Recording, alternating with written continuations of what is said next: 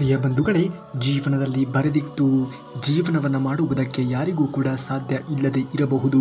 ಆದರೆ ಬೇರೆಯವರು ಬರೆದಿಡುವಂತೆ ಜೀವನವನ್ನು ಮಾಡುವುದಕ್ಕೆ ಸಾಧ್ಯ ಇದೆ. ಸ್ವಲ್ಪ ಯೋಚನೆಗಳನ್ನು ಮಾಡಿ ನೋಡಿ. ದೊಡ್ಡ ದೊಡ್ಡ ಕನಸುಗಳನ್ನು ಕಾಣಿ. ಆ ಕನಸುಗಳನ್ನು ನನಸಾಗಿಸಲು ಪ್ರಾಮಾಣಿಕವಾಗಿರುವಂತಹ ಪ್ರಯತ್ನವನ್ನು ಪ್ರತಿನಿತ್ಯವೂ ಕೂಡ ಮಾಡುವುದನ್ನು ಕಲಿತುಕೊಳ್ಳಿ. ಆಗ ಖಂಡಿತವಾಗಿಯೂ ಕೂಡ ನಿಮ್ಮ ಆ ಒಂದು ದೊಡ್ಡ ದೊಡ್ಡ ಕನಸುಗಳು ನನಸಾಗುತ್ತವೆ. ಯಶಸ್ಸು ಬರುವ ಮಾರ್ಗವು ಹತ್ತಿರವಲ್ಲವೇ ಅಲ್ಲ, ಆದರೆ ಪ್ರತಿದಿನವೂ ಕೂಡ ಒಂದು ಹೆಜ್ಜೆ ಹಾಕಿದರೆ ಯಾವ ಶಿಖರವನ್ನಾದರೂ ಕೂಡ ತಲುಪಬಹುದು. ಹೀಗಾಗಿ ಸಾಧನೆಗೆ ಶ್ರಮವೇ ಮೂಲಧಾನ. ಶ್ರಮಿಸಿ ಕಲಿಯಿರಿ, ಬದಲಾವಣೆ ಅಂಗೀಕರಿಸಿ ಮತ್ತು ಸೋಲಿನಿಂದ ಹೊರಗಡೆ ಬನ್ನಿ. ಖಂಡಿತವಾಗಿಯೂ ಕೂಡ ಆಗುವುದೆಲ್ಲ ಒಳ್ಳೆಯದೇ ಆಗುತ್ತದೆ. ಮೊದಲು ಕೆಲಸೋನ್ಮುಖವಾಗುವುದನ್ನು ಕಲಿತುಕೊಳ್ಳಿ. ಖಂಡಿತವಾಗಿಯೂ ಕೂಡ ನಿಮ್ಮ ಗುರಿ ಎನ್ನುವುದು ನೀವು ಸಾಧಿಸಿಯೇ ಸಾಧಿಸುತ್ತೀರಾ. ಯಾರು ನಿಮ್ಮಿಂದ ಏನೂ ಕೂಡ ಮಾಡುವುದಕ್ಕೆ ಸಾಧ್ಯ ಇಲ್ಲ ಎಂದು ಬೇರೆಯವರ ಎದುರಿಗೆ ಹೇಳುತ್ತಾರೆಯೋ ಖಂಡಿತವಾಗಿಯೂ ಅದೇ ಕೆಲಸದಲ್ಲಿ ನೀವು ಮುಂದುವರಿಯಬೇಕು. ಅವರ ಎದುರಿಗೆ ಮಾಡಿ ತೋರಿಸಬೇಕು. ಸೂರ್ಯನಂತೆ ಪ್ರಜ್ವಲಿಸಬೇಕಾದರೆ ಮೊದಲು ಸೂರ್ಯನಂತೆ ಉರಿಯಬೇಕು. ನಮ್ಮ ಜ್ವಾಲೆಗೆ ನಮ್ಮನ್ನು ಹೀಯಾಳಿಸಿದವರೇ ಬಲಿಯಾಗಬೇಕೇ ಹೊರತು ನಮ್ಮನ್ನು ಪ್ರಜ್ವಲಿಸುವಂತೆ ಮಾಡಿದವರು ಆಗಬಾರದು. ಖಂಡಿತವಾಗಿಯೂ ಕೂಡ ಯಾರೇ ನಮ್ಮ ಬಗ್ಗೆ ಏನೇ ಹೀಯಾಳಿಸಿದರೂ ಕೂಡ ತಲೆಯನ್ನು ಕೆಡಿಸಿಕೊಳ್ಳುವುದಕ್ಕೆ ಹೋಗಬೇಡಿ. ಕಾಲಮಾನ ಎನ್ನುವುದು ಎಲ್ಲರಿಗೂ ಬಂದೇ ಬರುತ್ತದೆ. ನಮಗೆ ಅವಮಾನ ಮಾಡಿದವರ ಮೇಲೆ ಸೇಡನ್ನು ತೀರಿಸಿಕೊಳ್ಳುವಂತಹ ಯೋಗ್ಯ ವಿಧಾನ ಯಾವುದಾದರೂ ಇದ್ದರೆ ಅದು ಯಶಸ್ಸು.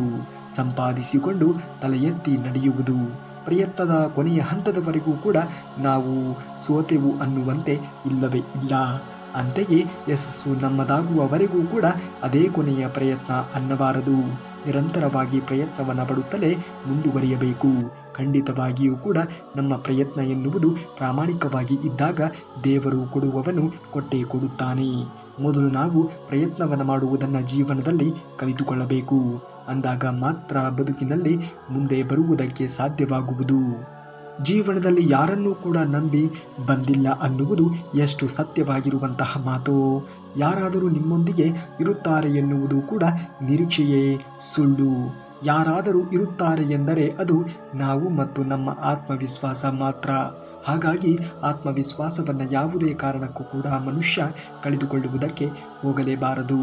ನಾವು ಏನೂ ಕೂಡ ಮಾಡದೇ ಇದ್ದರೂ ಕೂಡ ನಮ್ಮ ಆತ್ಮವಿಶ್ವಾಸ ಒಂದು ಗಟ್ಟಿಯಾಗಿ ಇದ್ದರೆ ಖಂಡಿತವಾಗಿಯೂ ಕೂಡ ಜೀವನದಲ್ಲಿ ಏನಾದರೂ ಒಂದು ವಿಶೇಷವಾಗಿರುವುದನ್ನು ಮಾಡಿ ಜನತೆ ಎದುರಿಗೆ ತೋರಿಸುತ್ತೇವೆ. ಬೇರೆಯವರಿಗಾಗಿ ಬದುಕುವುದಕ್ಕೆ ಹೋಗಬೇಡಿ.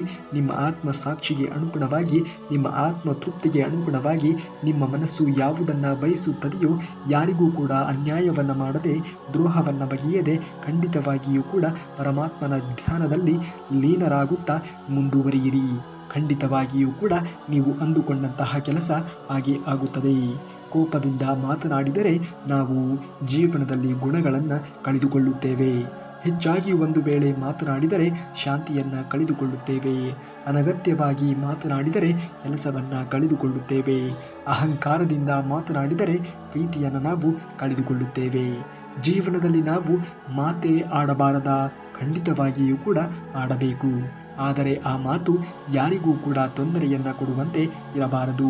ಯಾವ ಸಂಬಂಧವನ್ನೂ ಕೂಡ ಹಾಳು ಮಾಡುವಂತೆ ಇರಬಾರದು. ಹಾಗಾಗಿಯೇ ಹಿರಿಯರು ಹೇಳಿರುವುದು, ಮಾತು ಬಲ್ಲವನಿಗೆ ಜಗಳವಿಲ್ಲ, ಊಟ ಬಲ್ಲವನಿಗೆ ರೋಗವಿಲ್ಲ ಎಂದು. ಖಂಡಿತವಾಗಿಯೂ ಕೂಡ ಮಾತನಾಡಬೇಕು. ಮಾತೇ ಮಂತ್ರ. ಮಾತನ್ನು ಯಾರು ಚೆನ್ನಾಗಿ ಅರಿತಿರುತ್ತಾರೆಯೋ ಅವರ ಜೀವನದಲ್ಲಿ ಯಾವ ಸಮಸ್ಯೆಯೂ ಕೂಡ ಬರುವುದೇ ಇಲ್ಲ. ಸುಳ್ಳು ಸುಳ್ಳು ಮಾತನಾಡಿದರೆ ಹೆಸರನ್ನು ನಾವು ಕಳೆದುಕೊಳ್ಳುತ್ತೇವೆ. ಏಕೆ ತಾನೇ ಸುಳ್ಳನ್ನು ಮಾತನಾಡಬೇಕು? ಏಕೆ ತಾನೇ ಮೋಸ, ವಂಚನೆ, ಕಪಟತನವನ್ನು ಜೀವನದಲ್ಲಿ ಅಳವಡಿಸಿಕೊಳ್ಳಬೇಕು ಹೇಳಿ? ವೇಗವಾಗಿ ಮಾತನಾಡಿದರೆ ಅರ್ಥವನ್ನು ಕಳೆದುಕೊಳ್ಳುತ್ತೇವೆ. ಖಂಡಿತವಾಗಿಯೂ ಕೂಡ ಮಾತು ಎನ್ನುವುದು ಸ್ಪಷ್ಟವಾಗಿ ಇರಬೇಕು.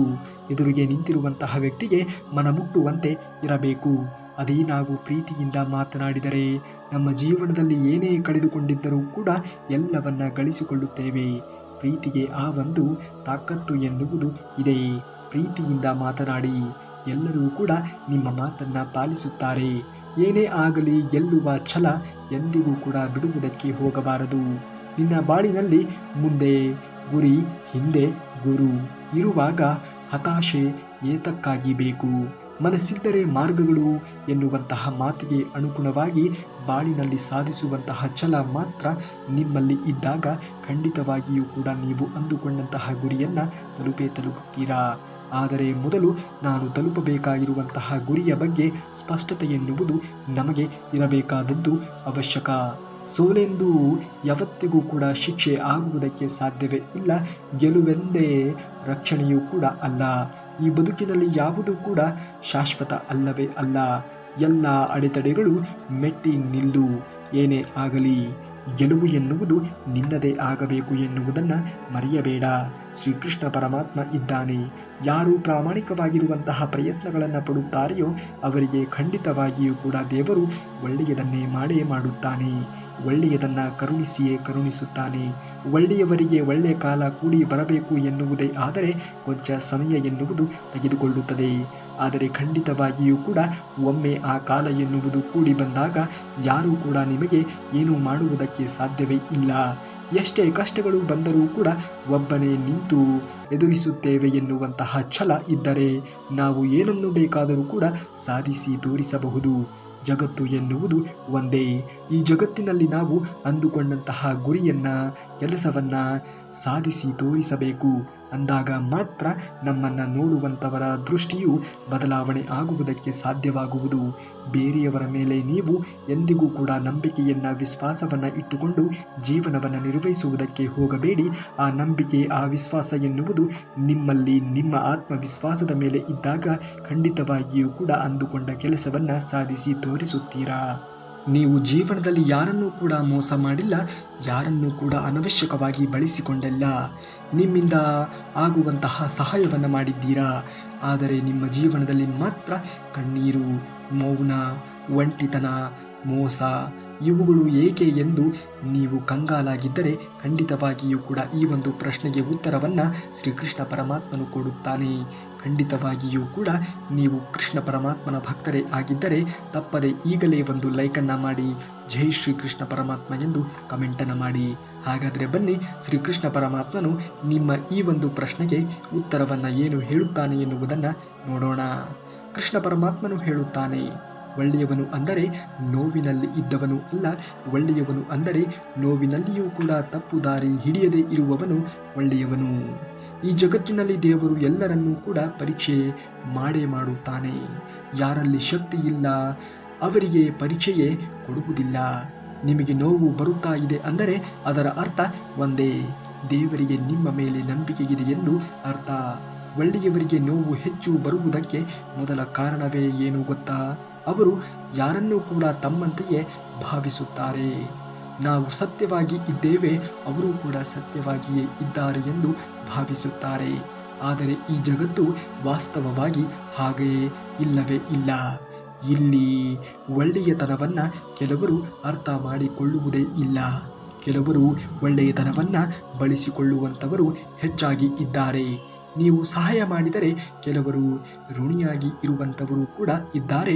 ಇನ್ನೂ ಕೆಲವರು ಅದನ್ನೇ ಹಕ್ಕು ಅಂತ ಭಾವಿಸಿಕೊಳ್ಳುವಂಥವರು ಕೂಡ ಪ್ರಸ್ತುತವಾಗಿರುವಂತಹ ಈ ಒಂದು ಸಮಾಜದಲ್ಲಿ ಇದ್ದಾರೆ. ಅದೇ ಜಾಗದಲ್ಲಿ ಒಳ್ಳೆಯವನು ನೋವಿಗೆ ಒಳಗಾಗುತ್ತಾನೆ. ಕೃಷ್ಣ ಪರಮಾತ್ಮನು ಒಳ್ಳೆಯತನ ಬಿಟ್ಟು ಕೊಡಲೇಬೇಡ, ಆದರೆ ಯಾರಿಗೂ ಕೂಡ ಕೆಡಕನ್ನು ಮಾಡುವುದಕ್ಕೆ ಹೋಗಲೇಬೇಡ. ಇದರಿಂದ ನೀನು ಕಲಿತುಕೊಳ್ಳಬೇಕಾಗಿರುವಂತಹ ಅಂಶ ಏನೆಂದರೆ, ನಮ್ಮಿಂದ ಆದರೆ ಮಾತ್ರ ಇತರರಿಗೆ ಒಳ್ಳೆಯದನ್ನು ಬಯಸುವುದಕ್ಕೆ, ಒಳ್ಳೆಯದನ್ನು ಮಾಡುವುದಕ್ಕೆ ಹೋಗಬೇಕೇ ವಿನಃ ನಮ್ಮಿಂದ ಆಗುವುದಿಲ್ಲ ಎಂದಾಗ ಖಂಡಿತವಾಗಿಯೂ ಕೂಡ ಕೆಡಕನ್ನು ಬಯಸುವುದಕ್ಕೆ ಹೋಗಲೇಬಾರದು. ಏಕೆಂದರೆ ದೇವರು ಕ್ಷಮಿಸಿದರೂ ಕೂಡ ನಾವು ಮಾಡುವಂತಹ ಕರ್ಮ ಇದೆಯಲ್ಲ, ಅದರ ಪ್ರತಿಫಲವನ್ನು ನಾವು ಪ್ರತಿಯೊಬ್ಬರೂ ಇದೇ ಜನ್ಮದಲ್ಲಿ ಅನುಭವಿಸಬೇಕಾಗುತ್ತದೆ. ನಿಮ್ಮ ಜೀವನದಲ್ಲಿ ಯಾರಾದರೂ ನಿಮ್ಮನ್ನು ಬಿಟ್ಟು ಹೋಗಿದ್ದರೆ ಅದು ಶಿಕ್ಷೆ ಅಲ್ಲವೇ ಅಲ್ಲ, ಅದು ಒಂದು ರೀತಿಯಲ್ಲಿ ರಕ್ಷಣೆ ಎಂದೇ ನೀವು ತಿಳಿದುಕೊಳ್ಳಬೇಕು. ಯಾರೂ ನಿಮ್ಮ ಜೀವನದಲ್ಲಿ ಸುಖ ಸುಮ್ಮನೆ ಬಂದು ಹೋಗುವುದಿಲ್ಲ. ಪ್ರತಿಯೊಬ್ಬರೂ ಕೂಡ ಆಗಮಿಸುವುದು ಒಂದಲ್ಲ ಒಂದು ರೀತಿಯ ಪಾಠವನ್ನು, ಒಂದಲ್ಲ ಒಂದು ರೀತಿಯ ಅಂಶಗಳನ್ನು ನಿಮ್ಮ ಜೀವನದಲ್ಲಿ ಕಲಿಸುವಂತಹ ಸಲುವಾಗಿ ಬರುತ್ತಾರೆ. ಪ್ರತಿಯೊಬ್ಬರಿಂದಲೂ ಕೂಡ ಒಂದಲ್ಲ ಒಂದು ಅಂಶಗಳನ್ನು ನೀವು ಕಲಿತುಕೊಳ್ಳಬೇಕು. ಒಂದಲ್ಲ ಒಂದು ಅಂಶಗಳನ್ನು ನೀವು ಕಲಿತುಕೊಂಡು ಅದನ್ನು ಜೀವನದಲ್ಲಿ ಅಳವಡಿಸಿಕೊಂಡು ಜೀವನ ನಿರ್ವಹಿಸುವುದನ್ನು ಕಲಿತುಕೊಳ್ಳಬೇಕು. ನಿಮಗೆ ಅದು ಆ ಕ್ಷಣದಲ್ಲಿ ನೋವನ್ನು ತರುತ್ತದೆ, ಆದರೆ ಅದು ಮುಂದೆ ಬರುವಂತಹ ದೊಡ್ಡ ನೋವಿನಿಂದ ನಿಮ್ಮನ್ನು ರಕ್ಷಣೆಯನ್ನು ಮಾಡುತ್ತದೆ. ಒಳ್ಳೆಯವರಿಗೆ ನೋವು ಹೆಚ್ಚು ಬರುವುದಕ್ಕೆ ಇನ್ನೊಂದು ಕಾರಣವೂ ಕೂಡ ಇದೆ. ಅವರು ಯಾರಿಗೂ ಕೂಡ ನೋವು ಕೊಡುವುದಕ್ಕೆ ಹೋಗುವುದೇ ಇಲ್ಲ. ಅದಕ್ಕೆ ನೋವನ್ನು ಒಳಗೆ ಇಟ್ಟುಕೊಳ್ಳುತ್ತಾರೆ. ಕೆಟ್ಟವನು ಕೊಲ್ಲುತ್ತಾನೆ, ತಪ್ಪನ್ನು ಹೊರಗೆ ಹಾಕುತ್ತಾನೆ. ಒಳ್ಳೆಯವನು ಮೌನವಾಗಿ ಸಹಿಸಿಕೊಳ್ಳುತ್ತಾನೆ. ಆ ಮೌನವೇ ಒಂದು ದಿನ ಅವನ ಶಕ್ತಿಯಾಗುತ್ತದೆ ಎನ್ನುವುದನ್ನು ಅರಿತುಕೊಳ್ಳಿ. ಕೃಷ್ಣ ಪರಮಾತ್ಮನು ಹೇಳಿದ್ದಾನೆ, ನಿನ್ನ ಸಹನೆ ಮುಗಿದ ಜಾಗದಲ್ಲಿಯೇ ನಿನ್ನ ಕಾರ್ಯ ಎನ್ನುವುದು ಶುರು ಆಗುತ್ತದೆ. ಯಾವುದೇ ಕಾರಣಕ್ಕೂ ಕೂಡ ಸಹನೆಯನ್ನು ಕಳೆದುಕೊಳ್ಳಬೇಡ. ಖಂಡಿತವಾಗಿಯೂ ಕೂಡ ನಿಮ್ಮ ಎಲ್ಲ ಇಷ್ಟಾರ್ಥಗಳು ನೆರವೇರುತ್ತವೆ. ಇವತ್ತು ನಿಮ್ಮ ಜೀವನ ನಿಧಾನವಾಗಿ ಸಾಗುತ್ತಾ ಇದೆಯಾ? ಅದು ತಡ ಅಲ್ಲವೇ ಅಲ್ಲ, ಅದು ತಯಾರಿ ಆಗಿದೆ ಎನ್ನುವುದನ್ನು ನೀವು ತಿಳಿದುಕೊಳ್ಳಬೇಕು. ಯಾವುದೇ ಒಬ್ಬ ಮನುಷ್ಯನ ಸಮಯ ಮತ್ತು ಪರಿಸ್ಥಿತಿಗಳನ್ನು ನೋಡಿ ನಿಂದನೆಯನ್ನು ಮಾಡುವುದಕ್ಕೆ ಹೋಗಲೇಬೇಡಿ, ಹೀಯಾಳಿಸುವುದಕ್ಕೆ ಹೋಗಲೇಬೇಡಿ. ಏಕೆಂದರೆ ಕಾಲ ಸಮಯ ಎನ್ನುವುದು ಪ್ರತಿಯೊಬ್ಬರಿಗೂ ಕೂಡ ಪ್ರತಿಯೊಬ್ಬರ ಜೀವನದಲ್ಲಿಯೂ ಕೂಡ ಬಂದೇ ಬರುತ್ತದೆ. ಸಮಯ ಎನ್ನುವುದು ಯಾವಾಗ ಬೇಕಾದರೂ ಕೂಡ ಬದಲಾಗಬಹುದು. ಹಾಗಾಗಿ ಇಂದು ಭಿಕ್ಷುಕನಾಗಿ ಇದ್ದವನು ನಾಳೆ ಅಗರ್ವ ಶ್ರೀಮಂತನೂ ಕೂಡ ಆಗಬಹುದು. ಇಂದು ಶ್ರೀಮಂತನಾಗಿ ಇದ್ದವನು ನಾಳೆ ಬಡವನೂ ಕೂಡ ಆಗಬಹುದು. ಯಾರನ್ನೂ ಕೂಡ ಕೀಳಾಗಿ ನೋಡುವುದಕ್ಕೆ ಹೋಗಲೇಬಾರದು. ನೀವು ಶಕ್ತಿಶಾಲಿ ಆಗಿರಬಹುದು, ಆದರೆ ಸಮಯ ಎನ್ನುವುದು ನಿಮಗಿಂತಲೂ ಕೂಡ ಶಕ್ತಿಶಾಲಿಯಾಗಿ ಇರುತ್ತದೆ ಎನ್ನುವುದನ್ನು ಮರೆಯಲೇಬೇಡಿ. ಅವರವರು ಮಾಡಿರುವುದನ್ನು ಅವರೇ ಅನುಭವಿಸುತ್ತಾರೆ. ಯಾರನ್ನೂ ಕೂಡ ಕೀಳಾಗಿ ನೋಡುವುದಕ್ಕೆ ಹೋಗಲೇಬೇಡಿ. ಯಾರ ಬಗ್ಗೆಯೂ ಕೂಡ ಕೀಳಾಗಿ ಯೋಚನೆಗಳನ್ನು ಕೂಡ ಮಾಡಬೇಡಿ. ಅನ್ಯರ ದುಃಖಕ್ಕೆ ಕಾರಣರು ಆಗುವ ಮುನ್ನ ಒಮ್ಮೆ ಜೀವನದಲ್ಲಿ ಯೋಚನೆಗಳನ್ನು ಮಾಡಿ ನೋಡಿ. ಏಕೆಂದರೆ ಮತ್ತೊಬ್ಬರ ಸಂತೋಷವನ್ನು ಕಿತ್ತುಕೊಂಡು ಕರ್ಮಫಲ ನಿಮ್ಮನ್ನು ಹಾಗೆಯೇ ಬಿಡುತ್ತದೆಯೇ? ಖಂಡಿತವಾಗಿಯೂ ಕೂಡ ಇಲ್ಲ. ನೀವು ಮಾಡುತ್ತಿರುವಂತಹ ಕರ್ಮಫಲಗಳಿಗೆ ತಕ್ಕ ರೀತಿಯ ಪ್ರತಿಫಲವನ್ನು ನೀವು ಅನುಭವಿಸಬೇಕಾಗುತ್ತದೆ. ಬೇರೊಬ್ಬರ ಆನಂದವನ್ನು ಕಸಿದುಕೊಂಡು ಕರ್ಮಫಲ ಅತ್ಯಂತ ಘೋರವಾಗಿಯೇ ನೀವು ಎದುರಿಸಬೇಕಾಗುತ್ತದೆ ಎನ್ನುವಂತಹ ಸತ್ಯವನ್ನು ಅರಿತು ಜೀವನವನ್ನು ಮಾಡುವುದನ್ನು ಕಲಿತುಕೊಳ್ಳಿ. ಒಬ್ಬ ಒಳ್ಳೆಯ ವ್ಯಕ್ತಿಯಿಂದ ತಪ್ಪು ನಡೆದು ಹೋಗಿದ್ದರೆ ಅದನ್ನು ಕ್ಷಮಿಸಿ. ಏಕೆಂದರೆ ಒಂದು ಒಳ್ಳೆಯ ಮುತ್ತು ಕಸದಲ್ಲಿ ಬಿದ್ದರೆ ಅದು ಅದರ ಮೌಲ್ಯವನ್ನು ಎಂದಿಗೂ ಕೂಡ ಕಳೆದುಕೊಳ್ಳುವುದೇ ಇಲ್ಲ. ಹಾಗೆಯೇ ಒಳ್ಳೆಯ ವ್ಯಕ್ತಿಯಿಂದ ಆಗಿರುವಂತಹ ಒಂದೇ ಒಂದು ತಪ್ಪುಗಳನ್ನು ಕ್ಷಮಿಸುವುದರಲ್ಲಿ ನಾವು ಏನನ್ನೂ ಕೂಡ ಕಳೆದುಕೊಳ್ಳುವುದಕ್ಕೆ ಸಾಧ್ಯವೇ ಇಲ್ಲ. ಏಕೆಂದರೆ ಇಲ್ಲಿ ಪರಿಪೂರ್ಣತೆ ಎನ್ನುವುದು ಯಾರಲ್ಲಿಯೂ ಕೂಡ ಇರುವುದೇ ಇಲ್ಲ. ಅದು ಪರಿಪೂರ್ಣತೆ ಎನ್ನುವುದು ಬರಬೇಕು ಎಂದರೆ ಒಂದು ಮನುಷ್ಯ ಆಗಿರುವುದಕ್ಕೆ ಸಾಧ್ಯವೇ ಇಲ್ಲ. ಆ ವ್ಯಕ್ತಿ ದೇವಮಾನವನಾಗಿರಬೇಕು. ಏಕೆಂದರೆ ಇಲ್ಲಿ ಪ್ರತಿಯೊಬ್ಬರೂ ಕೂಡ ಒಂದಲ್ಲ ಒಂದು ರೀತಿಯಲ್ಲಿ ಎಡವುತ್ತಾರೆ, ತಪ್ಪುಗಳನ್ನು ಮಾಡುತ್ತಾರೆ. ಆ ತಪ್ಪುಗಳನ್ನು ತಿದ್ದಿಕೊಂಡು ನಡೆಯುವುದರಲ್ಲಿ ಇದೆಯಲ್ಲ, ಅದು ಮನುಷ್ಯತ್ವ. ಆಕಾಶದೆತ್ತರಕ್ಕೆ ಹಾರುವಂತಹ ಪಕ್ಷಿಗೆ ಅಹಂಕಾರ ಇರುವುದೇ ಇಲ್ಲ. ಏಕೆಂದರೆ ಅದಕ್ಕೆ ಸ್ಪಷ್ಟವಾಗಿ ತಿಳಿದಿರುತ್ತದೆ, ನಾನು ಆಕಾಶದಲ್ಲಿ ಹಾರುತ್ತಿರುವುದು ಕುಳಿತುಕೊಳ್ಳಲು ಇಲ್ಲಿ ಸ್ಥಳವೇ ಇಲ್ಲ ಎಂದು. ಆದರೆ ಮನುಷ್ಯನಿಗೆ ತನಗೆ ಸಿಕ್ಕಂತಹ ಸ್ವಲ್ಪ ಯಶಸ್ಸಿನಿಂದ ಮದ ತಲೆಗೆ ಏರುತ್ತದೆ. ಆತ ಅಹಂಕಾರದ ರೇಖೆಯನ್ನೇ ದಾಟುತ್ತಾನೆ. ಅಹಂಕಾರ ಎನ್ನುವುದು ಮನುಷ್ಯನಿಗೆ ಒಳ್ಳೆಯದು ಅಲ್ಲವೇ ಅಲ್ಲ. ಏಕೆಂದರೆ ಅವನು ಮರೆತಿದ್ದಾನೆ ಯಾವುದು ಭೂಮಿಯ ಮೇಲೆ ಶಾಶ್ವತ ಅಲ್ಲ ಎನ್ನುವುದನ್ನು. ಇವತ್ತು ನಿಮಗೆ ಅಹಂಕಾರ ಎನ್ನುವುದು ಬಂದಿದ್ದರೆ ನಾಳೆ ಖಂಡಿತವಾಗಿಯೂ ಕೂಡ ಅದಕ್ಕೆ ಅದರದ್ದೇ ಆಗಿರುವಂತಹ ಒಂದು ಪ್ರತಿಫಲವನ್ನು ನೀವು ಪಡೆಯಬೇಕಾಗುತ್ತದೆ. ಒಂದು ದಿನ ಸೊಕ್ಕಿನವನು ಸೂರಲೇಬೇಕು, ಬೀಗಿದವನು ಬಾಗಲೇಬೇಕು, ಏರಿದವನು ಇಳಿಯಲೇಬೇಕು. ಯಾರೇ ಏನೇ ಮಾಡಿದರೂ ಕೂಡ ಒಂದಲ್ಲ ಒಂದು ರೀತಿಯಲ್ಲಿ ಒಂದಲ್ಲ ಒಂದು ದಿನ ಒಂದಲ್ಲ ಒಂದು ಸಮಯ ಬಂದಾಗ ಅದರ ಪ್ರತಿರೂಪವನ್ನು ಅದರ ಪ್ರತಿಫಲವನ್ನು ಪಡೆಯಲೇಬೇಕು. ಮೆರೆದವನು ಒಂದಲ್ಲ ಒಂದು ದಿನ ಮಣ್ಣಾಗಲೇಬೇಕು ಎನ್ನುವ ಮಾತಿಗೆ ಅನುಗುಣವಾಗಿ ಇದು ಒಂದು ರೀತಿಯಲ್ಲಿ ಬೂದಿ ಮುಚ್ಚಿರುವಂತಹ ಕೆಂಡದ ರೀತಿಯಲ್ಲಿ ಸಮಯ ಸಂದರ್ಭವನ್ನು ನೋಡಿ ಸರಿಯಾಗಿ ನಮ್ಮ ಜೀವನದಲ್ಲಿ ಬಂದೇ ಬರುತ್ತದೆ. ಹಾಗಾಗಿಯೇ ಹೇಳುವುದು, ಯಾರಿಗೂ ಕೂಡ ಕೆಡಕನ್ನು ಬಯಸಬೇಡಿ ಎಂದು. ಕರ್ಮದ ಏಟು ಎನ್ನುವುದು ತುಂಬಾನೇ ಭಯಂಕರವಾಗಿ ಇರುತ್ತದೆ. ನಮ್ಮ ಸಂಗ್ರಹವಾಗಿರುವಂತಹ ಪುಣ್ಯ ಯಾವಾಗ ಖಾಲಿಯಾಗುತ್ತದೆ ಎಂದು ನಮಗೆ ತಿಳಿಯುವುದಕ್ಕೆ ಸಾಧ್ಯವೇ ಇಲ್ಲ. ಹಾಗಾಗಿಯೇ ಹೇಳುವುದು, ನೆನಪಿನಲ್ಲಿ ಇಟ್ಟುಕೊಳ್ಳಿ, ನೀನು ಬೇರೆಯವರ ಕಣ್ಣುಗಳಲ್ಲಿ ನೀರನ್ನು ತರಿಸಿದರೆ ನಿನ್ನ ಕಣ್ಣೀರನ್ನು ವಿಳಾಸ ಹುಡುಕಿಕೊಂಡು ಬಂದು ನಿನ್ನ ಕಣ್ಣೀರಲ್ಲ ನಿನ್ನ ಕಣ್ಣಲ್ಲಿ ರಕ್ತವನ್ನೇ ತರಿಸುತ್ತಾನೆ. ಸಮಯ ಸಂದರ್ಭಕ್ಕೆ ಅನುಗುಣವಾಗಿ ಶ್ರೀಕೃಷ್ಣ ಪರಮಾತ್ಮ ಸ್ವಲ್ಪ ಪೆಟ್ಟು ಬಿದ್ದರೂ ಕೂಡ ಒಡೆಯುವಂತಹ ಗಾಜಿನಂತೆ ನಿಮ್ಮ ಮನಸ್ಸನ್ನು ಇಟ್ಟುಕೊಳ್ಳುವುದಕ್ಕೆ ಹೋಗಲೇಬೇಡಿ. ನಿಮ್ಮ ಮನಸ್ಸು ಎನ್ನುವುದು ಕಚ್ಚಾ ಜೇಡಿ ಮಣ್ಣಿನಂತೆ ಇರಲಿ. ಎಷ್ಟು ಪೆಟ್ಟು ಬಿದ್ದರೂ ಕೂಡ ಅದೊಂದು ಅರ್ಥಪೂರ್ಣವಾಗಿರುವಂತಹ ಆಕಾರವನ್ನು ಪಡೆದುಕೊಳ್ಳುತ್ತದೆ. ನಿಮ್ಮ ಕನಸುಗಳು ನನಸಾಗಬೇಕು ಎಂದರೆ ಜೀವನದಲ್ಲಿ ಏನೇ ಒಂದು ಅಡಚಣೆಗಳು ಬಂದರೂ ಕೂಡ ಎಲ್ಲವನ್ನ ಮೆಟ್ಟಿ ನಡೆಯುವುದನ್ನು ಮನುಷ್ಯ ಕಲಿತುಕೊಳ್ಳಬೇಕು. ನೀನು ಯಾವುದೇ ಸೇಡನ್ನು ತೀರಿಸಿಕೊಳ್ಳುವಂತಹ ಅವಶ್ಯಕತೆಯೇ ಇಲ್ಲ. ಒಂದು ಹೆಜ್ಜೆ ಹಿಂದೆ ಇಟ್ಟು ಕಾದು ನೋಡು. ಖಂಡಿತವಾಗಿಯೂ ಕೂಡ ನೀನು ಅನುಭವಿಸಿರುವಂತಹ ನೋವಿಗೆ, ನಿನ್ನ ಒಂದು ಕಣ್ಣೀರಿಗೆ ಭಗವಂತ ಶ್ರೀಕೃಷ್ಣ ಪರಮಾತ್ಮನು ತಕ್ಕ ರೀತಿಯ ಉತ್ತರವನ್ನು ಸಮಯ ಸಂದರ್ಭಕ್ಕೆ ಅನುಗುಣವಾಗಿ ಕೊಟ್ಟೇ ಕೊಡುತ್ತಾನೆ. ನಿನ್ನನ್ನು ನರಳುವಂತೆ ಮಾಡಿದವರು ಕ್ರಮೇಣವಾಗಿ ತಮ್ಮನ್ನು ತಾವೇ ನೋವಿನಿಂದ ನರಳಿಸಿಕೊಳ್ಳುತ್ತಾರೆ. ದೇವನಿದ್ದಾನೆ, ಎಲ್ಲವನ್ನ ಗಮನಿಸುತ್ತಿದ್ದಾನೆ. ಯಾರು ಇಲ್ಲವಲ್ಲ ಎಂದು ಬೇರೆಯವರ ಬದುಕಿನಲ್ಲಿ ನಾಟಕ ಆಡುವಂಥವರನ್ನ ಎಂದಿಗೂ ಕೂಡ ಸುಮ್ಮನೆ ಬಿಡುವುದೇ ಇಲ್ಲ. ನಾಟಕದ ಪ್ರಪಂಚವಿದು. ಇಲ್ಲಿ ಹೇಗೆ ಯಾವ ರೀತಿಯಾಗಿ ವರ್ತನೆಯನ್ನು ತೋರಬೇಕು ಎನ್ನುವುದನ್ನು ಮನುಷ್ಯ ಪ್ರಸ್ತುತವಾಗಿರುವಂತಹ ದಿನಮಾನಗಳಲ್ಲಿ ಅರ್ಥ ಮಾಡಿಕೊಳ್ಳಬೇಕಾಗಿರುವುದು ಅವಶ್ಯಕವಾಗಿದೆ. ನೀನು ಅದೃಷ್ಟಶಾಲಿ ಆದರೆ ಇವೆಲ್ಲವನ್ನ ನಿನ್ನ ಕಣ್ಣಾರೆಯೇ ನೋಡುತ್ತೀಯ. ಖಂಡಿತವಾಗಿಯೂ ಕೂಡ ಆಗುತ್ತಿರುವುದೆಲ್ಲವೂ ಕೂಡ ಒಳ್ಳೆಯದಕ್ಕೆ ಎಂದು ಪರಿಭಾವಿಸಬೇಕು. ಮುಂದೆ ಒಂದು ದಿನ ಖಂಡಿತವಾಗಿಯೂ ಕೂಡ ಬಂದೇ ಬರುತ್ತದೆ. ಯಾರು ನಿನ್ನ ಬಗ್ಗೆ ಕೆಟ್ಟದ್ದಾಗಿ ಮಾತನಾಡಿದ್ದಾರೆಯೋ, ಯಾರು ನಿನ್ನ ಬಗ್ಗೆ ಇಲ್ಲ ಸಲ್ಲದ ಹೇಳಿಕೆಗಳನ್ನು ಕೊಟ್ಟಿದ್ದಾರೆಯೋ ಎಲ್ಲರಿಗೂ ಕಾಲ ಎನ್ನುವುದು, ಸಮಯ ಎನ್ನುವುದು ಉತ್ತರವನ್ನು ಕೊಟ್ಟೇ ಕೊಡುತ್ತದೆ. ಮೊದಲು ಮನುಷ್ಯನು ಸಾಧಿಸುವ ಮೊದಲು ಕಲ್ಲಾಗುವುದನ್ನು ಕಲಿತುಕೊಳ್ಳಬೇಕು.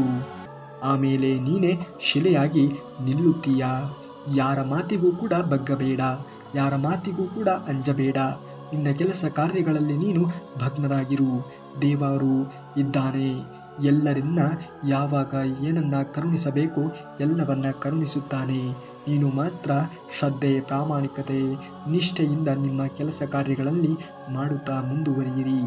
ನಿನ್ನನ್ನು ಹೊಗಳುತ್ತಿದ್ದಾರೆ ಎಂದು ಸಂತೋಷವನ್ನು ಪಡುವುದಕ್ಕೆ ಹೋಗಬೇಡ. ನಿನ್ನನ್ನು ತುಳಿಯುವ ಕೆಲಸ ಒಳಗೊಳಗೆ ನಡೆಯುತ್ತಿದೆ ಎನ್ನುವುದನ್ನು ಮರೆಯಲೇಬೇಡ. ಎಂದಿಗೂ ಕೂಡ ಯಾರ ಮೇಲೆಯೂ ಕೂಡ ಅತಿಯಾದ ವಿಶ್ವಾಸ, ನಂಬಿಕೆ ಎನ್ನುವುದು ಇಟ್ಟುಕೊಳ್ಳಬೇಡ.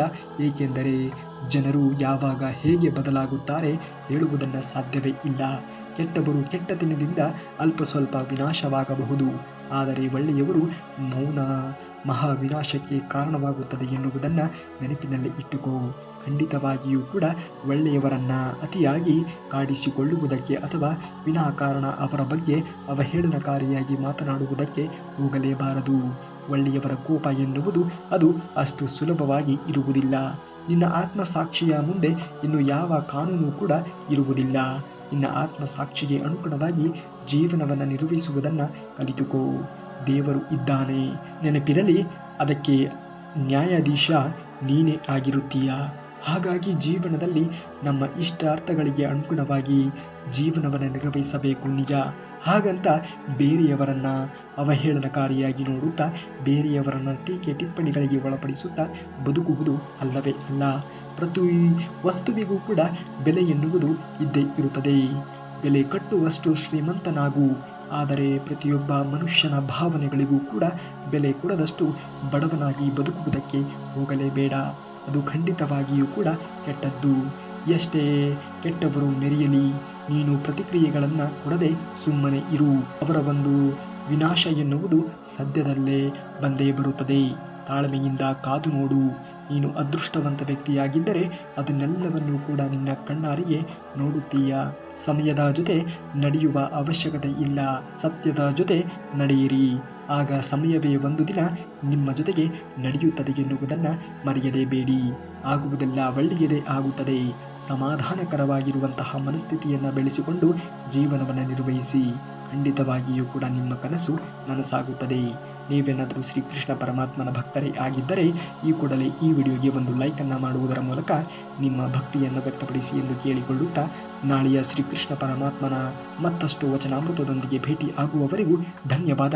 ಕರುನಾಡಿಗೆ.